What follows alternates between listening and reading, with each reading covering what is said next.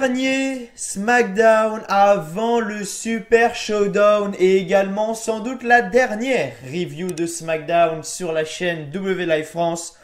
Je l'ai expliqué hier mais je vais le réexpliquer encore une fois pendant une ou deux petites minutes parce qu'il y a des gens qui regardent les reviews de SmackDown et pas d'Euro, il y a des gens qui regardent les reviews d'Euro et pas de SmackDown, du coup je préfère le répéter dans toutes les vidéos. Mais voilà, aujourd'hui review de SmackDown, demain pronostic du Super Showdown, samedi live réaction pour le Super Showdown en direct sur la chaîne W Live France. Dimanche, review du Super Showdown et mardi, donc juste après, donc 2 jours après, le Super Showdown. Une vidéo qui s'appellera donc l'avenir de la chaîne W Live France, où je vous explique qu'est-ce que je vais faire parce que je pense arrêter les reviews d'Euro et de SmackDown et je pense faire pas mal d'autres choses à côté. Alors tout sera encore sur le catch bien évidemment, mais ça sera plus que des reviews d'Euro et de SmackDown. Il y a énormément de choses qui vont changer, les nouvelles séries qui vont arriver, mais tout sera en rapport avec la WWE. Voilà, pour en savoir plus vraiment, soyez là mardi prochain, donc le prochain mardi tout simplement, sur la chaîne W Live France pour en savoir plus. La vidéo je pense qu'elle va sortir aux alentours de 19 h, donc ouais, soyez présents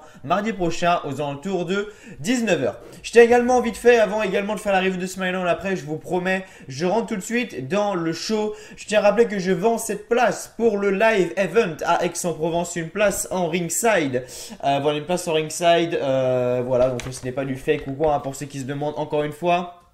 Donc c'est vraiment au premier rang au niveau de la rampe d'entrée, pas autour du ring mais au niveau de la rampe d'entrée. Donc pour les entrées, pour à la fin quand les catcheurs repartent en coulisses etc. C'est sympa pour avoir des petites photos et tout ça.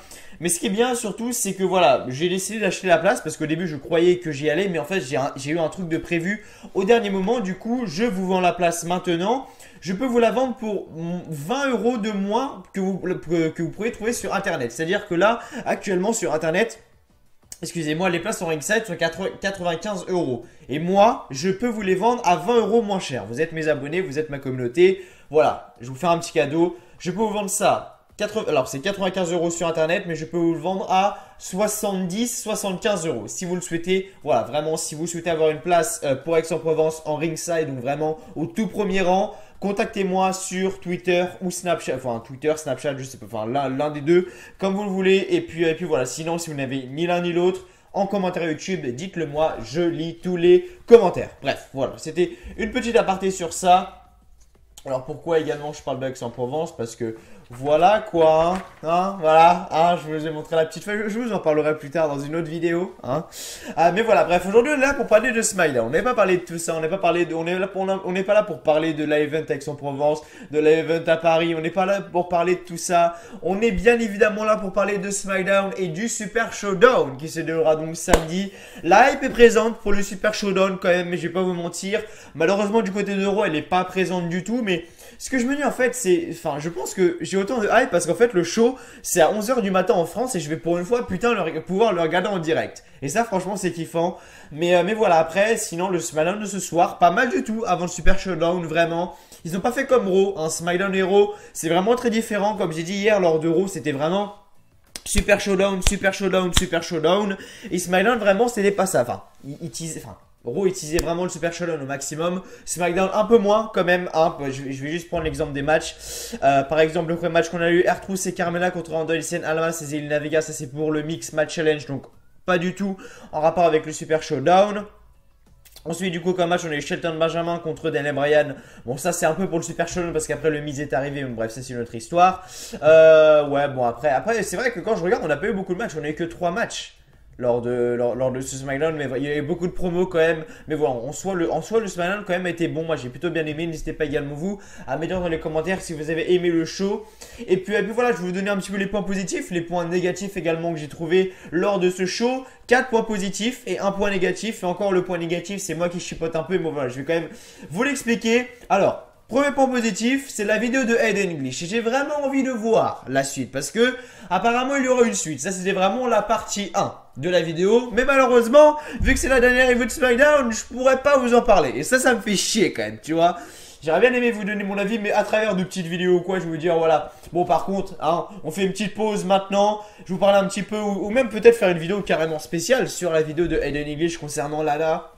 Ne vous inquiétez pas, vous comprendrez. Il faut juste être là sur la vidéo après le Super Showdown pour comprendre tout ce que je suis en train de raconter. Mais en vrai, voilà, la vidéo de Aiden English en tout cas, pour le moment, de ce qu'on a vu, franchement, je m'attendais vraiment à mieux. Je m'attendais en fait qu'ils mettent la vidéo complètement complètement en merde. Merde, comment je pourrais expliquer ça? Qui mettent la vidéo en entier, tout simplement. Mais finalement, Aiden English n'a montré qu'une partie de la vidéo parce que il y a eu une histoire avec TMZ ou je sais pas quoi. Alors attendez que je regarde. Voilà, il a reçu une offre de TMZ et il ne veut pas les trahir ou c'est voilà. Ok, voilà, c'est ça. Donc en gros, il a reçu une offre de TMZ pour ne pas montrer la vidéo entière. Tout ça, c'est bien évidemment dans la storyline. Et franchement, de ce qu'on a vu, je m'attendais à mieux, vraiment je m'attendais à mieux, mais je me dis voilà c'est pas mal quand on voit Lana qui dit en gros j'ai envie de toi ou je veux de toi. Ah tu comprends tout de suite, est-ce que les tensions vont... Est-ce que les tensions vont éclater entre Lana et Rousseff? Hâte de voir tout ça prochainement. Mais bon, en tout cas, pour l'instant, il s'est passé ça et vraiment, j'ai vraiment hâte de voir la suite en tout cas de cette rivalité parce que c'est vraiment très très bien parti. Et voilà, Aiden English rapporte quand même un très très bon... apporte vraiment quelque chose à la réalité, si vous voyez ce que je veux dire. Donc voilà, c'est vraiment pas mal. Alors, là également, un deuxième point positif que je n'avais... En fait, là, je viens de me rendre compte en faisant le texte tout à l'heure, même en regardant le show, je me disais... J'ai tilté en fait. Je disais tout le temps que la rivalité entre Asuka, Naomi, les Iconics ne m'intéressait pas. Et après y avoir réfléchi... Je me suis dit qu'en fait, il y a pas mal d'avantages. Il y a deux choses qui peuvent se mettre au point avec ça. La première chose, c'est peut-être qu'ils font ça pour les futurs titres par équipe de SmackDown. Paige l'a dit sur les réseaux sociaux. Elle l'a dit lors d'interviews, dans des podcasts. Elle veut absolument les titres par équipe féminin. À SmackDown en tout cas, à Raw, ça sera plus Baron Corbin qui s'en occupera. Même moi je pense, bon, ça sera Stephanie McMahon quand même. Mais voilà, Paige l'a dit et donc peut-être que c'est pour ça. Déjà premièrement, mais je ne pense pas que ce soit pour ça. On a les Iconics dedans. Ils auraient très bien pu faire par exemple Naomi et Asuka contre Sonya Deville et Mandy Rose par exemple, au lieu de faire directement les Iconics. Les Iconics sont de quelle origine, les amis? Elles sont australiennes. Le Super Showdown, c'est dans quel pays, les amis? C'est en Australie. Coïncidence? Je ne pense pas. Donc la rivalité en fait est là uniquement pour les Iconics et pour faire gagner la Iconic lors du Super Showdown. Vous avez déjà... J'ai même pas tourné la vidéo Super Showdown encore, je l'ai même pas postée sur la chaîne. Elle sortira demain, je le rappelle. Mais vous avez déjà mon pronostic pour ce match. C'est pas beau quand même. Mais bon, en tout cas, les Iconics sont là juste pour le Super Showdown. Parce que c'est dans leur pays. Billie Kay et Peyton Royce sont australiennes. Bref. Très bien. Très bien. Troisième point positif, Randy Orton. Randy Orton, on peut même plus appeler ça un psychopathe, on peut même plus appeler ça un taré mental. Randy Orton a vraiment atteint le sommet. Vraiment, Randy Orton a atteint le sommet du monde avec ce qu'il a fait encore une fois ce soir. Contre Jeff Hardy lors de Hell in a Cell, on a vu un truc qui vraiment, moi, m'a énormément dégoûté. Je me suis dit, putain, qu'est-ce que ça doit faire mal quand Randy Orton... Vous savez, Jeff Hardy a des écarteurs et quand Randy Orton a mis le putain de tournevis dans l'oreille de Jeff Hardy qu'il a tordu comme ça, là. Aïe, aïe, aïe, aïe. Et là, ce soir, qu'est-ce qu'il a fait? Il a fait rebelote avec Teddy Dillinger, mais différemment. C'est-à-dire que il a pris le doigt de Teddy Dillinger. Randy Orton a pris le fucking doigt de Teddy Dillinger, il l'a mis dans le trou en métal. Donc vous savez, il y a il y a les poteaux du ring et derrière les poteaux, enfin le coin du ring et derrière le coin du ring, si vous voulez, on a une petite barre en métal comme ça. Il y a un trou en fait au milieu et Randy Orton a réussi à mettre le doigt de Teddy Dillinger dedans, à le tordre juste après. Enfin, truc de ouf, vraiment Randy Orton, truc de ouf. Et après j'ai vu sur Twitter pas mal de personnes se plaindre en disant oui mais c'est dommage, Teddy Dillinger encore une fois il se fait enterrer etc. Je ne pense pas les amis, je ne pense pas que Teddy Dillinger justement est là pour se faire enterrer. Je pense que justement Randy Orton est là pour relancer la carrière de Teddy Dillinger. Je pense que c'est pour ça. Je pense pas que Teddy Dillinger est là juste pour jouer le jobber qui se fait défoncer. Je pense pas du tout. Je pense que Randy Orton est là pour relancer la carrière de Teddy Dillinger qui depuis est arrivé au main roster.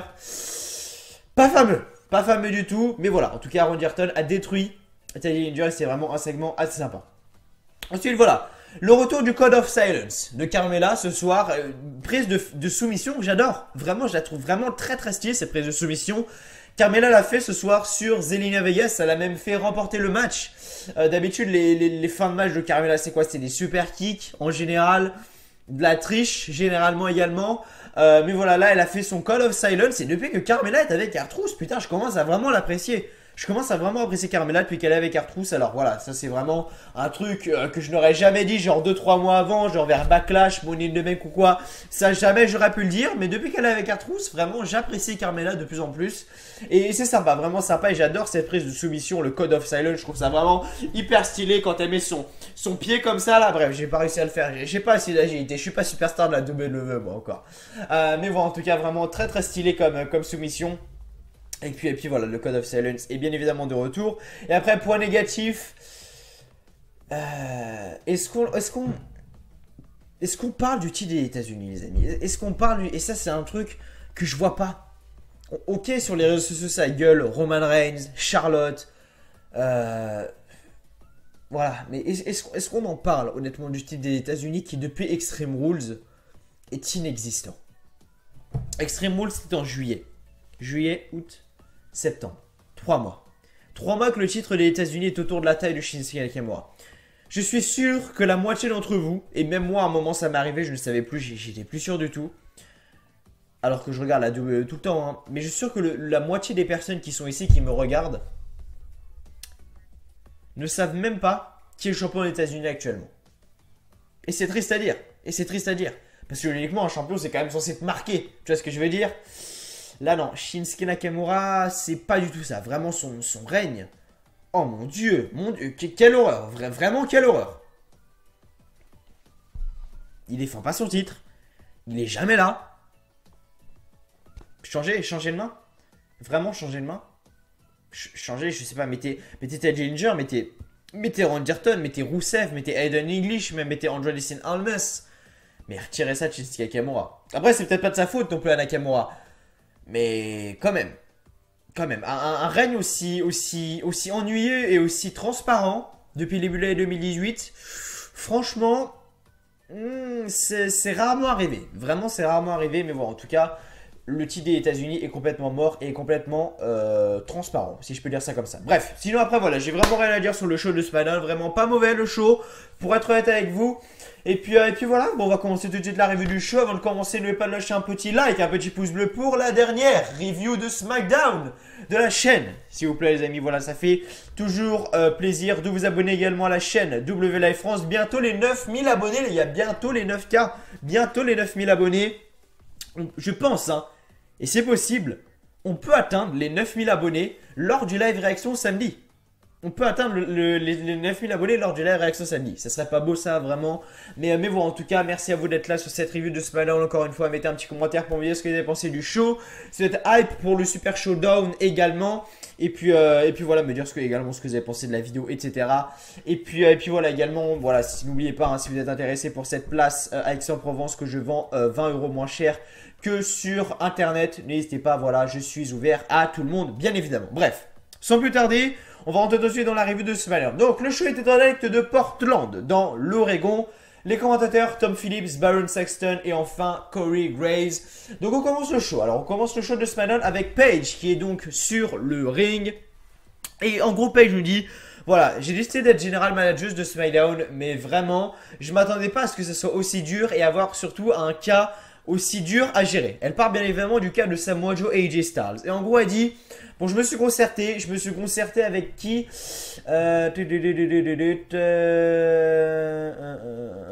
voilà, je me suis concerté avec les directeurs et Samoa Joe devrait être renvoyé. Alors là, la foule, elle a fait une boudette, mais de malade, comme quand Roman Reigns est sur le ring, tu vois ce que je veux dire? Mais voilà, et vraiment une boudette totale. Et après du coup on voit juste AJ Styles sur le titre entre eux, donc sur l'écran géant. Et AJ Styles lui dit non, Paige fais pas ça. Ne suspends pas Samoa Joe. Encore une fois, je suis désolé de ne pas être là ce soir, mais vraiment ne suspends pas Samoa Joe. Je suis désolé de ne pas être là ce soir, je vais pas pouvoir défendre mon titre ce soir avec les circonstances. Attends, comment il a dit ça? Avec les circonstances, il n'a pas l'impression qu'il sera capable de performer ce soir. AJ Styles dit que l'histoire doit se terminer. AJ Styles dit que Joe ne va pas revenir, il va le brûler vivant. Hâte de voir vraiment le match du côté du Super Showdown, ça peut vraiment nous donner un très bon match. Je pense que le match sera situé en avant-dernier, je pense qu'il sera avant le match Triple H contre l'Undertaker, je pense. Mais voilà, en tout cas, vraiment, hâte de voir ça. Ensuite, un mix tag team match. R-Truth et Carmella contre Andrade Cien Almas et Zelina Vega. On aurait eu ce match-là, par exemple, en André Cienamas contre Earthrous en 1v1, genre il y a 3-4 mois, et que André Cienamas aurait perdu. Et vraiment, là, j'aurais tapé l'un des plus gros coups de gueule. Mais vraiment, parce que franchement, ça aurait été limite un manque de respect.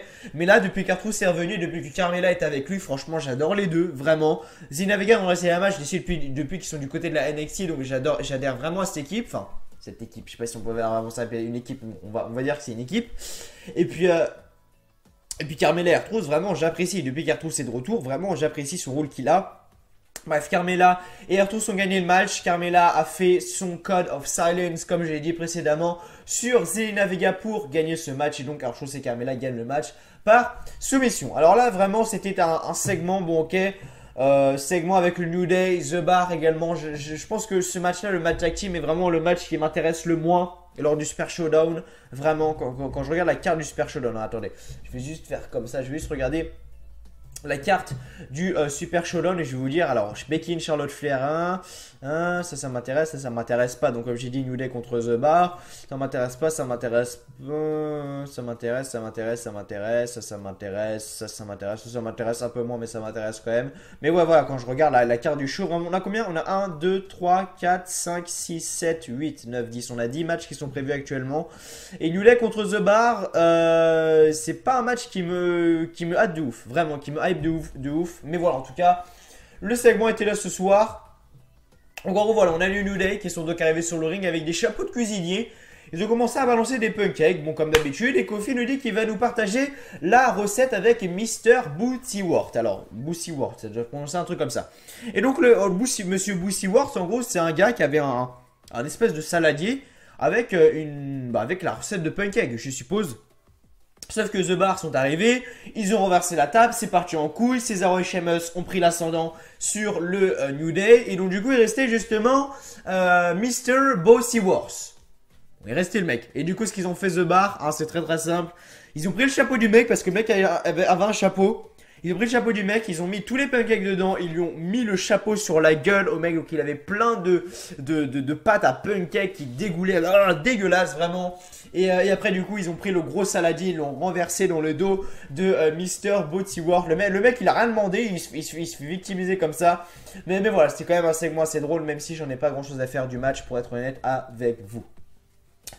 De retour, The Viper, Randy Orton arrive pour affronter donc Teddy Dillinger. Alors qu'Orton arrive, l'affrontement éclate entre les deux s'échangent les coups, Orton réussit finalement à lui faire un DDT de la barricade et Orton bloque le doigt de Teddy Dillinger dans une pièce métallique du coin pour essayer de lui casser son doigt et l'arbitre arrive pour repousser Randy Orton. Et c'est vraiment quand Randy Orton également fait son expression du visage, quand par exemple ce soir il a coincé le doigt de Teddy Dillinger et l'a tordu comme ça, Randy Orton a une expression du visage assez spéciale, genre il est comme ça, il regarde en mode...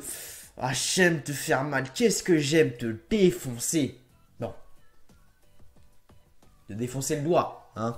Tout de suite les a priori. Mais bon, en tout cas, c'était vraiment assez sympa. Et puis, hâte de voir ce qui va se passer entre Dillinger et Randy Orton prochainement. Dommage qu'ils n'ont pas un match super Showdown, les deux. Du coup, voilà. Juste après, donc en coulisses, on a Aiden English qui discute avec un membre de l'équipe technique. Et il dit, bon mec, c'est bon, tout est prêt. Le mec de l'équipe technique lui dit, c'est bon Aiden, on y va. Et donc Rusev et Lana donc arrivent sur le ring. Donc le segment était assez sympa au passage. Rusev dit qu'il y a 2 semaines, Aiden English l'a attaqué et a mis fin à leur équipe et leur amitié. English a ensuite poussé les choses en disant avoir une vidéo de sa femme à Milwaukee. Il avait donc Aiden English à venir sur le ring comme un homme. Aiden English arrive sur la scène et dit qu'on a tous entendu la preuve. Juste avant, il aimerait parler d'une histoire. Milwaukee, la plus grande ville du Wisconsin, avec les grands lacs. Lana le coupe et dit qu'Aiden English n'a rien, donc en parlant de la vidéo. Il fait seulement jouer avec les gens. Et donc là, on voit la vidéo. Et donc, comme j'ai dit tout à l'heure, je vous ai un petit peu résumé le truc tout à l'heure, mais en gros, Aiden English se filme comme s'il parlait à la foule, donc dans sa chambre d'hôtel. On connaît la porte et Lana hante. Lana déclare qu'elle y pense depuis longtemps et elle doit le dire « Je te veux ». En gros, j'ai envie de toi. La vidéo se termine. Aiden English dit qu'il aimerait bien nous montrer le reste, mais il ne peut pas. Il a reçu une offre de TMZ et il ne veut pas les trahir. Rusev laisse tomber son micro et pourchasse Aiden English en coulisses. Alors à mon avis, après ça part en histoire de sexe, sextape, machin. Vous connaissez la musique. Mais voilà, du coup, ça c'est dommage également, c'est que Rusev a tapé un putain de sprint pour s'acheter Aiden English. Et après, pendant tout le show, on n'a pas vu genre de segment en coulisses avec Rusev et Aiden English. Donc voilà, c'est le mec qui a tapé un sprint, mais après, où c'est qu'il est passé? C'est comme s'il avait strictement rien fait. Donc c'est dommage, mais après, bon, en tout cas, c'était pas mal. Et du coup, voilà.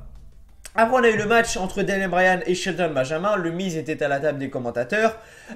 Shelton Benjamin a gagné le match car à la fin, Daniel Bryan s'est préparé pour son Yes Kick. Mais le Miz est monté sur le tablier. Daniel Bryan le frappe et Shelton Benjamin en a profité pour faire son Pay Dirt et couvre Daniel Bryan pour la victoire. Donc Shelton Benjamin gagne ce match. Ensuite, Shelton Benjamin se barre. Le Miz le prend et commence à lancer Daniel Bryan sur la table des commentateurs. Il le relance encore une fois. Il le ramène au milieu du ring et fait donc son Skull Crushing Finale sur Daniel Bryan. Dernier match de la soirée, du coup, Asuka accompagnée de Naomi contre Peyton Royce, accompagnée donc de Billie Kay. Et à la fin du combat, donc Asuka enchaîne avec son Asuka Lock pour faire taper Peyton Royce. Et comme j'ai dit, voilà, le match est uniquement là pour elle. C'est uniquement là pour les iconiques qui vont, à mon avis, gagner ce match lors du Super Showdown. Vous verrez ça, tout ça demain, bien évidemment, dans ma vidéo pronostic. Et du coup, voilà. Donc, de retour, Becky Lynch arrive sur le ring pour sa surprise de Super Showdown. Becky Lynch au top en tant que heel, vraiment. Becky Lynch depuis Brooklyn, elle est comme championne et la meilleure chose pour SmackDown. C'est vrai que Becky Lynch, au niveau de la... Je pense qu'actuellement, c'est la superstar qui reçoit la plus... Enfin, même de toute l'année 2018, c'est la superstar qui reçoit le plus de réactions au niveau du public. Elle contrôle la division féminine et elle est l'élément le plus important de la WWE. Son visage est l'image de la compagnie. Si personne ne lui donne, elle va le faire. Becky nous dévoile donc une nouvelle affiche de Super Showdown avec elle dessus. Franchement, l'affiche est stylée. Donc, on voit le fond. Bah, en gros, il y a marqué Super Showdown. En gros, on a l'arène du Super Showdown. Et à côté, on a Becky qui tient le titre. Avec, on voit Becky Lynch qui a le pied sur Charlotte qui est par terre. Sauf que Charlotte Flair arrive sur le ring et l'affrontement éclate et Charlotte repousse Becky Lynch et lui fait un énorme spear. Et voilà, Charlotte termine avec un figure four sur le tablier. Et le show se termine avec une célébration donc, de Charlotte.